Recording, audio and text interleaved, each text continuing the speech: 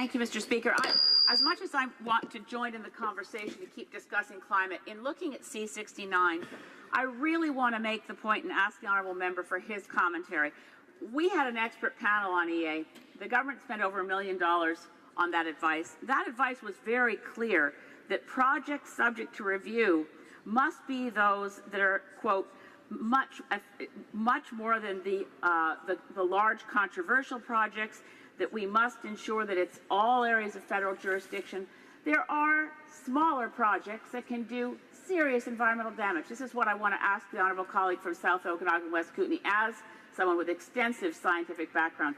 Smaller projects are not going to be caught at all by C-69.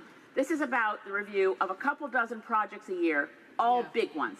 That's a fatal mistake for a federal government, fatal to our environment, because smaller projects can destroy a species, can wipe out a key ecosystem, and we will never even know about it. And that's what I want to ask my honourable colleague to comment on. The honourable member for South Okanagan, West Kootenay.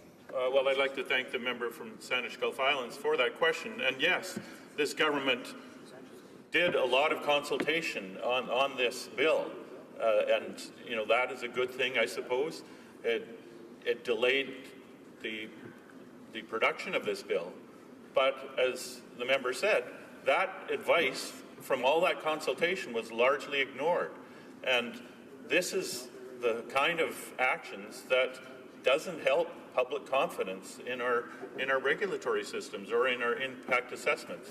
And I hear complaints from industry about some industries, you know, are subject much more often, the mining industry especially, to these impact assessments, where other industries like oil and gas are largely exempt. So that's, you know, where we sow the seeds of discontent